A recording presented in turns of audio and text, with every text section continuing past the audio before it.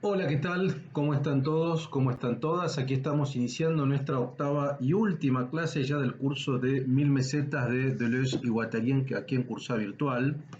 Bueno, vamos a retomar, como les decía, la clase pasada con aparato de captura. Sobre todo no quiero dejar de leer, eh, tengo marcado acá tres párrafos, no quiero dejar de leer estos dos o tres párrafos y cerrar aparato de captura y luego ya entrar en lo liso y lo estriado, que es la anteúltima meseta, y finalmente la última que se llama conclusión, reglas concretas y máquinas abstractas, que es como una suerte de glosario, ¿no? Es un glosario de conceptos que está muy bien porque opera como una suerte de cierre, ¿no? Como una suerte de vocabulario de las nociones centrales de Mil Mesetas. Así que, si bien es cierto que Deleuze y Guattari plantean todo el tiempo que Mil Mesetas puede ser leído en orden aleatorio, que no hace falta leer como su primer meseta al principio, ¿no? Pero está bueno leer las conclusiones al final, porque la verdad que las conclusiones cierran y da un vocabulario interesante, digamos, ¿no? Uno puede refrescar ese vocabulario. Hablando de vocabulario y hablando de recomendaciones, mi última bibliografía complementaria sugerida es Miradas sobre Deleuze de René Girard. René Girard fue un gran filósofo francés, amigo de Deleuze, y que este texto es un texto bastante sencillo de leer, ¿no? Así como el anterior era un poco complicado, el que recomendé de Deleuze y Marx, quizá. Este es un texto bastante sencillo, muy breve, un texto muy hermoso además, muy afectivo, digamos, que tiene un muy buen trabajo sobre el tema del devenir mujer, de la homosexualidad molecular, que son temas que le interesaban mucho a Gerard por su condición homosexual, digamos, o sea, me parece que es el punto más interesante, ¿no? Los devenires, la potencia del deseo, la vida no platónica de la verdad, la homosexualidad revisitada. El tema de la homosexualidad es un tema muy importante para Deleuze, ¿no? Siendo él no homosexual, probablemente es el filósofo heterosexual que ha pensado con mayor refinamiento, de una manera muy interesante, la homosexualidad, ¿no? Y René Girard sí, siendo homosexual, digamos, como por ejemplo Guy Hockenheim también, sobre el cual Deleuze escribió un prólogo a uno de sus textos, son filósofos que venían o que vienen de alguna manera de una militancia también gay y de militancia pro derechos homosexuales, pero sobre todo también de una militancia pro deseo, porque la verdad es que es interesante cómo Gerero Hockenheim procesan ciertas ideas de Deleuze en clave de una política del deseo concreta, una micropolítica del deseo concreta, ¿no? Y ese texto, Mirada sobre Deleuze, es muy recomendable, es muy interesante. Bueno, vamos a hacer así. Yo tengo un material de lectura muy breve, que es una página, de alguna manera, eh, así que voy a leerlo porque me parece que tiene que ver con lo que decíamos la clase pasada y después vamos a trabajar 100% con el texto. Termino aparato de captura, voy al orizo y lo estriado, vamos a las conclusiones y hago un cierre. La idea es hacer un cierre también. Los voy a invitar a ustedes también a hacer un cierre. Si quieren, al final de todo curso yo siempre sugiero, acá no hay obligación, no hay un examen final, obviamente. Pero a veces está bueno, a modo de cierre, que ustedes hagan una devolución. Algunos comentan el foro, obviamente, y eso está muy bien, pero también como una suerte de cierre del curso a modo de devolución, a mí me gusta, por eso ustedes quieren hacerme un comentario en el foro, un comentario tipo conclusión, de qué les interesó más, qué les interesó menos, qué aspectos de Mil Mesetas les parecen actuales, qué aspectos les parecen más complejos, qué aspectos no son aspectos con los cuales coincidan. Bueno, no sé, cada uno puede hacer su evaluación. Lo pueden hacer, o me pueden subir al foro interactivo un Word, un archivo en Word con una reflexión de una página, 2 páginas, como mucho. Yo lo sugiero, me parece que está bueno después de 8 clases de trabajo que cada uno de ustedes que participaron de este viaje conceptual lo hagan. Bueno, les leo este breve material a modo de conclusión, ¿no? ¿Cómo salir de los dualismos y de las segmentariedades? Según Deleuze y Guattari, a partir del entre, del intermezzo, de la meseta. Las tareas micropolíticas serán la clave. Por un lado, las minoridades, que a diferencia de la minoría, no se trata de una política de lo cuantificable, es decir, de un menor número de individuos que componen la minoría, sino de un alejamiento de la axiomática dominante. Ahora vamos a ir sobre esto. Por ejemplo, el apartheid en Sudáfrica, si bien los negros eran mayoría numérica, eran minoría en relación al poder de los blancos. Lo mayoritario molar es representable, nacionalitario, identitario y normativo. Lo minoritario da cuenta de que siempre habrá una singularidad no representada. La segunda tarea micropolítica consiste en no desinteresarse por la lucha del nivel molar o representativo e impedir reducciones tecnocráticas, pero no olvidar siempre la preeminencia de lo molecular sobre lo molar, ya que lo molecular transita y circula por lo molar. La preeminencia molecular es la prioridad del devenir, lo liso, que ya veremos, el acontecimiento por sobre la historia, lo estriado y el progreso. Encontramos de esta manera una clara relativización de la historicidad en Mil Mesetas, para colocar en primer lugar al acontecimiento inserto en la historia, pero no reductible a ella. Esto es todo lo que escribí. Es un poco mi conclusión también. A ver, el primer punto es este, digamos, no olvidarnos esta dinámica entre micropolítica, macropolítica, molar, molecular, en verdad, molecular, molar, que siempre la preeminencia es molecular. Y si extendemos esto a la relación entre historia y devenir, es exactamente igual. La prioridad es el devenir del deseo, por tanto, la molecularidad. Ahora, ese devenir del deseo, que podemos pensar en términos de acontecimiento, en el sentido de un evento no planificado, de un evento producto del entrecruzamiento o del agenciamiento entre diferentes líneas de deseo, no se da en un lugar descolocado de la realidad, se da inserto en la historia. Entonces, este es el punto, ¿se entiende? O sea, el devenir es prioritario, el acontecimiento es prioritario, el acontecimiento se da en la historia, se da obviamente en un momento histórico, pero no es reductible históricamente. Lo mismo podemos decir respecto de lo molecular y lo molar. Lo molecular impregna y transita lo molar, ¿no? Este es el punto, impregna y transita lo molar. Si ustedes quieren, la línea de fuga, termina siendo recuperada, termina siendo axiomatizada en términos capitalistas, por tanto va a impregnar lo capitalista. Pero la preeminencia ontológica siempre va a ser de la línea deseante, siempre es de la línea de fuga. El ejemplo que da Deleuze es con Mayo del 68. Mayo del 68 fue un evento francés, fue un acontecimiento no planificable, ¿no?, que impactó desde el punto de vista molecular en las vidas cotidianas de un montón de personas y las transformaron. Ahora, ese evento, Mayo del 68, transcurrió inserto en la historia francesa particular, al interior de la dinámica política y económica francesa. Si bien transitó al interior de la historia francesa, no es reductible, dice Deleuze, el acontecimiento, no es reductible a la historicidad. Esto es lo que a veces no se entiende de Deleuze, ¿no? Esto es lo que a veces cuesta entender. Porque Deleuze, en el fondo, se la pasa hablando de esto del entre, del intermezzo, de la meseta. Y eso, si algo tiene, es inaprehensible, porque no es tanto, creo que lo dijimos en unas clases pasadas, la filosofía de Deleuze no es una filosofía tanto de los cuerpos como de las velocidades.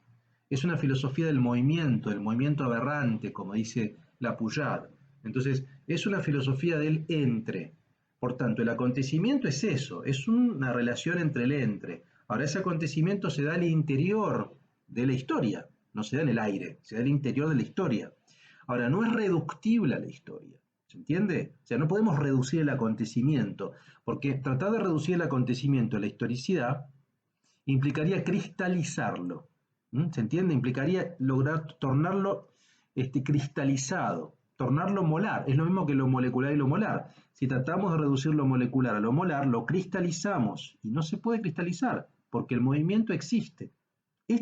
Hay que entender esta lógica deleuziana. Si se entiende esta lógica deleuziana, van a ver que esto se puede aplicar absolutamente a todos los conceptos que vimos en Mil Mesetas. Esta lógica de lo molecular y lo molar, el acontecimiento y la historia. Este es el punto. Bueno, precisamente para terminar de entender esto, vamos a la página 465, axiomática y situación actual.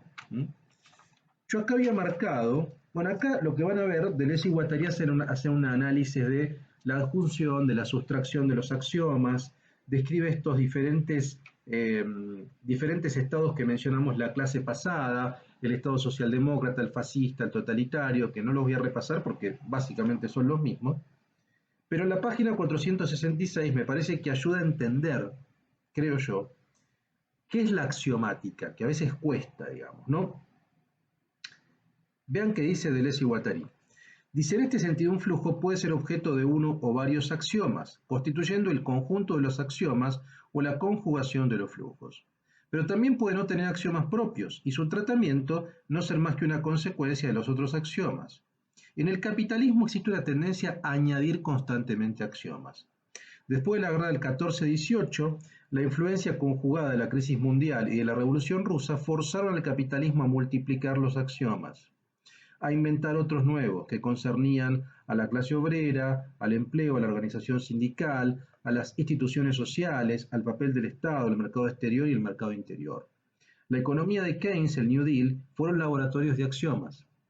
Ejemplos de nuevas creaciones de axiomas después de la Segunda Guerra Mundial, el Plan Marshall, las formas de ayudas y de préstamos, las transformaciones del sistema monetario. Los axiomas no solo se multiplican en periodo de expansión o de relanzamiento.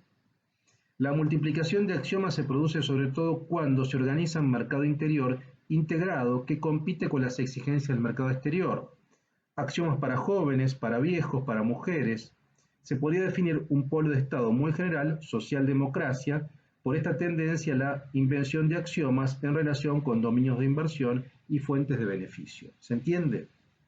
Esta página es clara, me parece a mí, ¿no? El capitalismo tiene esta tendencia a añadir axiomas, por tanto incorporar de alguna manera, en términos monetarios, en términos de legitimación legal también, demandas insatisfechas.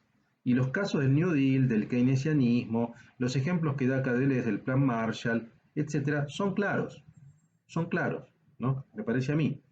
Y luego sigue con esta descripción del Estado socialdemócrata, al revés del Estado totalitario y del Estado fascista. Así que esto ya lo vimos. En la página 467 está la cita que les mencioné en la clase pasada.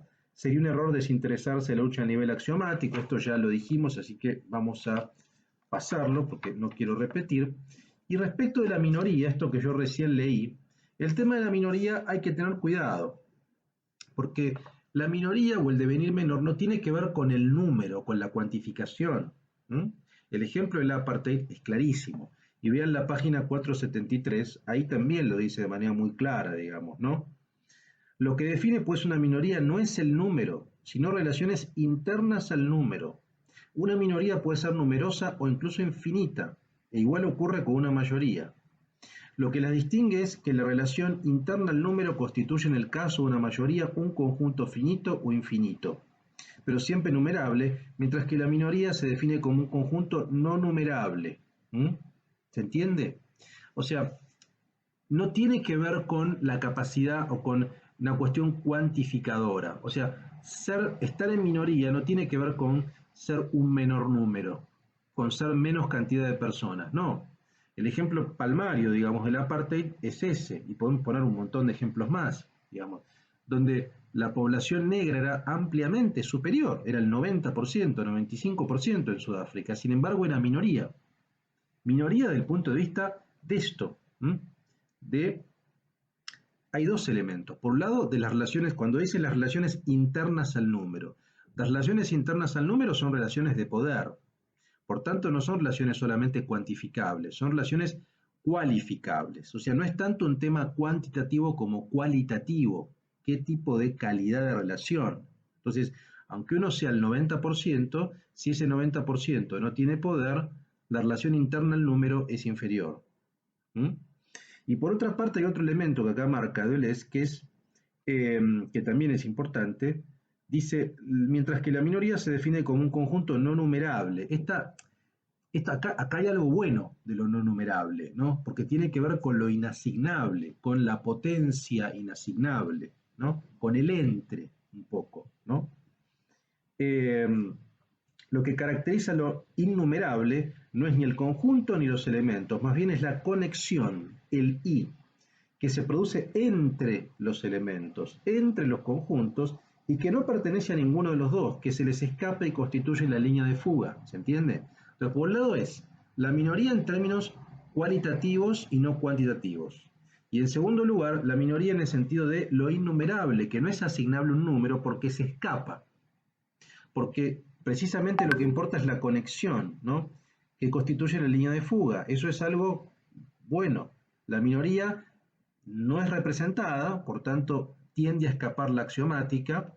Después sí, en general tiende a ser axiomatizada y tiende a ser recuperada, pero ahí ve un potencial de alguna manera resistente o revolucionario de Deleuze, ¿no? Eh, la página, esto es lo último que les leo de aparato de captura, dice, vean acá, ¿no? Sobre el tema axiomático, 474, dice, una vez más, esto no quiere decir que la lucha del nivel de los axiomas carezca de importancia. Vean cómo remarca, o sea, la lucha a nivel axiomática es importante. Esta es una conclusión que ya podemos sacar, digamos, ¿no? Para Deleuze y Guattari en Mil Mesetas, la lucha axiomática es importante, lo cual implica la lucha a nivel estatal capitalista. Si entendemos que no hay capitalismo sin Estado, o si quieren, estatal, es importante. O sea, por tanto, es intraestatal e intracapitalista. Dice, por el contrario, es determinante. A los niveles más diferentes la lucha de las mujeres por el voto, dice, el aborto, el empleo, lucha de las regiones por la autonomía, lucha del tercer mundo, lucha de las masas y de las minorías oprimidas. Pero también siempre hay un signo que demuestra que esas luchas son el índice de otro combate existente. Por modesta que sea una reivindicación, siempre presenta un punto que la axiomática no puede soportar, cuando las personas reclaman el derecho de plantear ellas mismas sus propios problemas y determinar al menos las condiciones particulares bajo las cuales estos pueden recibir una solución más general. En resumen, dice, la lucha en torno a los axiomas es tanto más importante cuanto que pone de manifiesto y aumenta la diferencia entre dos tipos de proposiciones de flujos, de deseo y de axiomas. La potencia de las minorías no se mide por su capacidad de entrar y de imponerse en el sistema mayoritario, ni siquiera por su capacidad de invertir el criterio necesariamente tautológico de la mayoría, sino por su capacidad de ejercer una fuerza de los conjuntos no numerables, por pequeños que sean, contra la fuerza de los conjuntos numerables. O sea, la minoría es importante, ¿por qué? Porque resiste la asignación numérica, porque resiste la cuantificación y porque termina impactando en la mayoría. ¿Se entiende? Entonces, esta dinámica, minoría, mayoría, es la misma dinámica que podemos plantear en términos de molecular-molar. ¿Por qué es un error desinteresarse por la lucha a nivel axiomático? Porque lo molecular termina impactando en lo molar, por tanto en la axiomática, por tanto, a ver, eso si bien no es la revolución, bueno, implica mayor libertad, mayor grado de libertad. Entonces, me parece a mí que una conclusión que podemos sacar es que la clave para Deleuze no está en la prioridad, a ver, está en dar cuenta de que hay una prioridad ontológica. Ontológicamente lo molecular es prioritario. Ahora, el punto de vista político, no hay que despreciar ni desinteresarse por la lucha a nivel molar, estatal. ¿Por qué? En primer lugar, porque si uno se desinteresa, ese lugar es cooptado, puede ser cooptado por otro tipo de expresiones totalitarias. Y en segundo lugar, digamos, porque lo molecular termina impregnando lo molar, ¿se entiende? Y lo termina modificando. Como dice acá, la minoría termina impactando, ¿no? Termina impactando en la mayoría, ¿no? Su potencia vital no numerable impacta y modifica relaciones internas, ¿no? Este es el punto. Bien. Esta meseta es muy importante. Como ven, a mí me apasiona bastante aparato de captura, siempre le dedico bastante tiempo. Nos quedan las últimas dos, en rigor de verdad, la última, lo liso y el estriado, que es una meseta, es breve, y luego tenemos las conclusiones que son más breves todavía. Sí, simplemente vean, un poco la noción de liso y estriado viene a complementar la dinámica molecular molar, ¿no? Es más o menos, es otro atributo de alguna manera. En la página 483 dice el espacio liso y el espacio estriado, el espacio nómada y el espacio sedentario, el espacio en el que se desarrolla la máquina de guerra y el espacio instaurado por el aparato del Estado no son de la misma naturaleza. pero están vinculados. O sea, el espacio liso es el espacio del nomadismo y el espacio estriado es el espacio del sedentarismo. Por tanto, lo liso tiene más que ver con lo molecular, lo estriado tiene más que ver con lo molar. Lo liso tiene más que ver con la micropolítica, lo estriado tiene que ver con la macropolítica y con el Estado. Pero de alguna manera, como vimos recién, los dos son inseparables. Es decir, lo liso, de alguna manera, en tanto es lo molecular, termina impactando en lo estriado, en tanto es lo molar. Entonces, no son dos cosas que podamos separar. Bueno, a ver, acá tenía marcado, acá hay algunas reflexiones que hace Deleuze respecto de los fractales, ¿no? De Mandelbrot, de la matemática, que no, yo no voy a entrar porque es interesante, pero me parece que se va un poco de tema. El texto este obviamente es un texto inabarcable, o sea, aunque le estamos dedicando y le dedicamos 8 clases, hay un montón de cuestiones que van a quedar por fuera, se le puede dedicar un año de estudio a este texto. E incluso así todavía no va a alcanzar, digamos, ¿no? Pero lo importante es que comprendamos la dinámica, la lógica de los conceptos y con eso me parece que queda claro. Eh, sí, y acá como pueden ver en lo liso y el estriado, básicamente para mí es un agregado respecto de la lógica de lo molecular y de lo molar. En la página 494 dicen Deleuze y Guattari, podría darse una definición matemática muy general de los espacios lisos. Parece que los objetos fractales de Benoit Mandelbrot van en esa dirección. Son conjuntos cuyo número de dimensiones es fraccionario o no entero, o bien entero, pero con variación continua de dirección.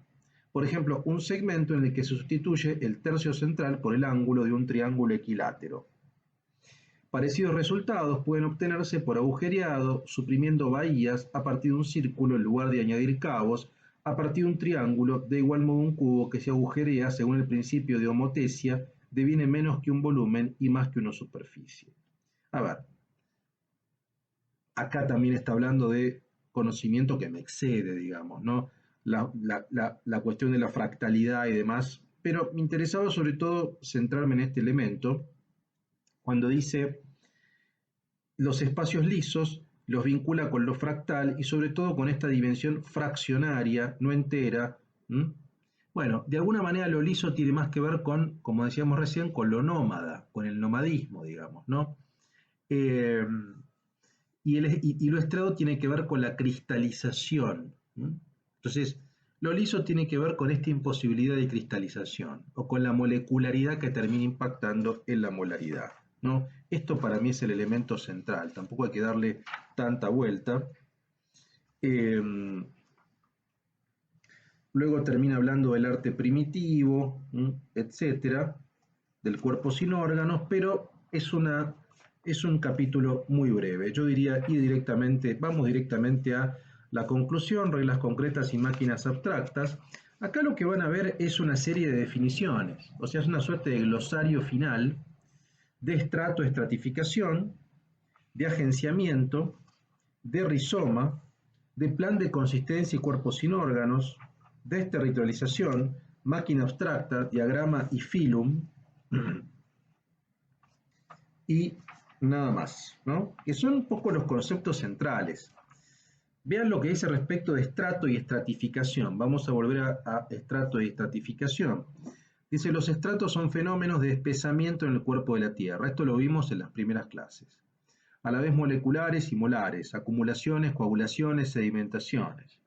Cada estratificación se compone de medios codificados, formas, sustancias, códigos, medios, no son distintos, son los componentes abstractos de toda articulación. Luego, respecto de agenciamiento, bueno, dice un estrato articula un contenido de una expresión, esto ya lo vimos en las primeras clases.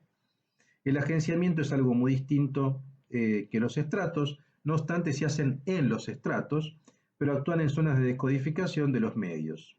En primer lugar, extraen de los medios un territorio. El territorio crea el agenciamiento, esto de alguna manera ya lo vimos. El rizoma también ya lo vimos, ¿no? La multiplicidad, el principio rizomático opuesto al arborescente, el plan de consistencia que se opone al plan de organización, El plan de consistencia ignora la sustancia y la forma. Las aexeidades que se escriben en ese plan son modos de individuación. Ya vimos la individuación no subjetiva de la aexeidad. La desterritorialización es el movimiento por el cual se abandona un territorio, es la operación de la línea de fuga, que luego va a ser recuperada. Esto de alguna manera ya lo vimos. La máquina abstracta también, vimos la relación entre máquina abstracta y diagrama. La máquina abstracta actúa en los agenciamientos concretos, se definen por el cuarto aspecto de los agenciamientos, trazan esos máximos también, abren el agenciamiento territorial a otra cosa, agenciamientos de otro tipo. La máquina abstracta se compone de materia no formada y de funciones no formales. Cada máquina abstracta es un conjunto consolidado de materia-funciones, o sea, es como la lógica del diagrama, ¿no? El diagrama, y recuerdo que pusimos el ejemplo del panóptico y la prisión. La máquina abstracta sería el panóptico y el dispositivo, lo que Deleuze llama dispositivo, sería la prisión. Sería como el mapa de las funciones, ¿no? El mapa abstracto de las funciones. Luego, ese mapa, o si ustedes quieren, ese instructivo de alguna manera, luego va a ser ejecutado desde el punto de vista empírico, concreto, ¿no? Entonces, máquina abstracta tiene más que ver con un diagrama o con un plan de instrucciones, ¿no? Y luego el dispositivo ya es la institución concreta, puede ser, por ejemplo, la prisión. En el caso de Foucault es la prisión. El panóptico es la función abstracta. La prisión es esa descripción del punto de vista funcional concreta, arquitectónicamente, disciplinariamente, ahí lo vemos. Bueno, la máquina abstracta funciona más o menos igual que esa lógica. Bueno, luego máquina de guerra, etcétera, etcétera, y terminamos con el texto, ¿no? Esa es la última, este es última meseta, podemos llamar, que son conclusiones de reglas concretas y máquinas abstractas. Bueno, y hacia el final hay un índice de reproducciones, el texto, si ustedes lo ven, tiene fotos, tiene gráficos, y hacia el final está. Bueno, amigos, hemos terminado de analizar 1000 mesetas. Por supuesto que hay muchos temas que no podemos tomar, digamos, porque si bien le dedicamos 8 clases en detalle, es un texto, como yo les decía, inabarcable en un punto. También es inabarcable porque implica un nivel de conocimiento que nadie puede tener, digamos, ¿no? Deleuze y Guattari echan mano de textos de matemática, de física, de ciencias duras, que a mí me exceden, mi formación es filosófica. Uno conoce más de ciencias sociales, pero no tanto de ciencias duras o de matemática, de botánica, de zoología, que excede el conocimiento de prácticamente todo el mundo. Pero más allá de eso, porque eso es obvio que es imposible de tener, lo que yo quiero que quede claro, y espero que haya quedado claro con el cierre de estas clases, es, en primer lugar, la dinámica de 1000 mesetas. En segundo lugar, cada concepto, espero que cada concepto, que cada clase haya reforzado cada concepto que vimos. Con que se entienda cada concepto desde el punto de vista general, ya está. Luego vemos los impactos políticos, morales y las posiciones que cada uno tiene respecto a esas posiciones. Pero me parece a mí que desde el punto de vista conceptual, técnico-conceptual, ha quedado claro, ¿no? En el fondo lo que hay en 1000 mesetas es un proyecto ontológico político. Ontológico en el sentido de que es una ambición desmesurada, muy fuerte de Deleuze y Guattari, de dar cuenta de una geofilosofía, ¿no? O sea, esto que decíamos al principio de nuestro curso, una geofilosofía. Es decir, así como el Antiedipo es un texto que plantea la noción de la multiplicidad a partir de la prioridad subjetiva, en 1000 mesetas tenemos una noción de multiplicidad que parte de la prioridad objetiva, entre comillas, subjetivo y objetivo, pero para que quede claro, ¿no? Es decir, el mundo es múltiple. Ese mundo que es múltiple tiene ciertas características. Ese mundo que es múltiple lo podemos entender a partir de estos conceptos, de plan de consistencia, de estrato, de lo liso, de lo estriado, de los diferentes tipos de estados.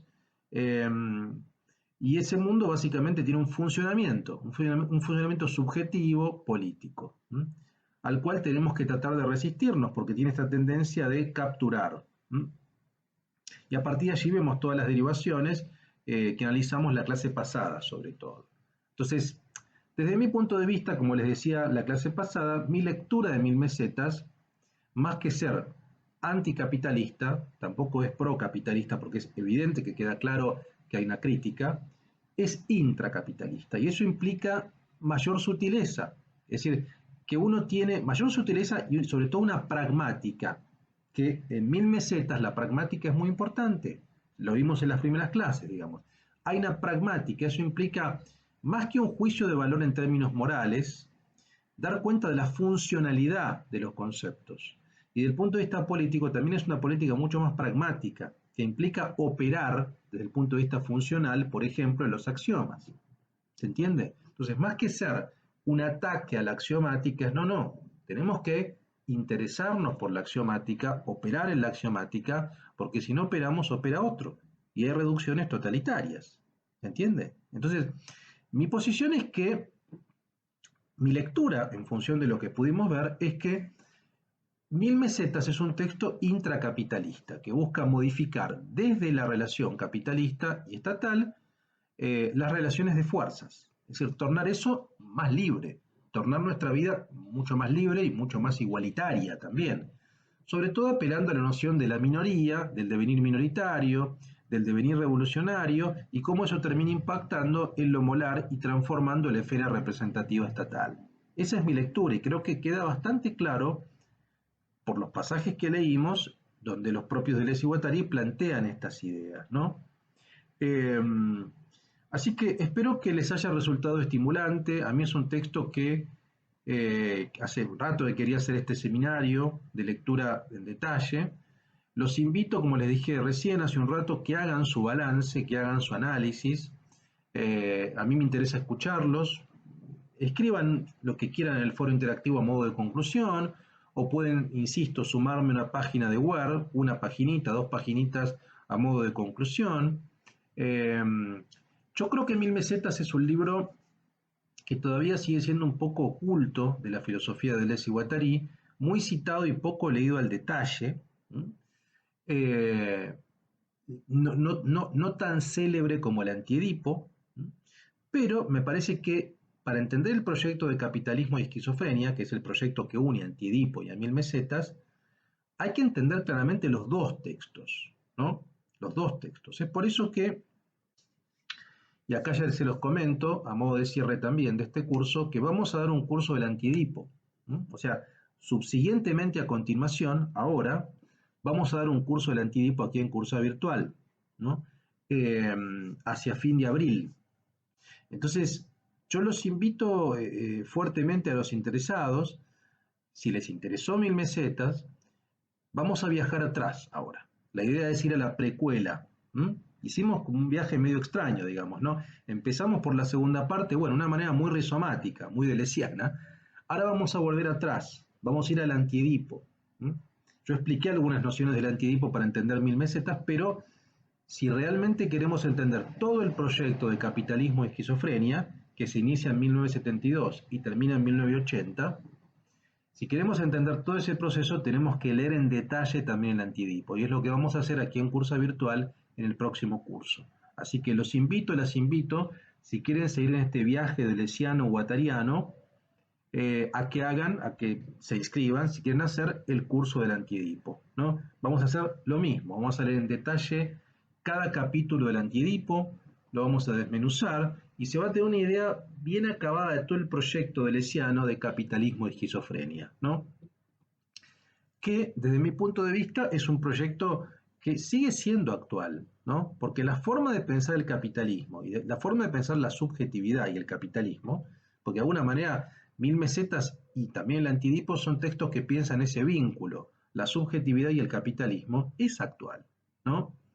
Y sus señalamientos respecto al capitalismo son actuales. De hecho, hay muchas líneas de investigación, por ejemplo, una que se llama el aceleracionismo, que ha salido de Deleuze, que es muy actual, digamos, ¿no? De pensadores como Mark Fisher, como Nick Land, que salen de lecturas de la filosofía de Deleuze. Entonces, hay una actualidad todavía para pensar esta dinámica, ¿no?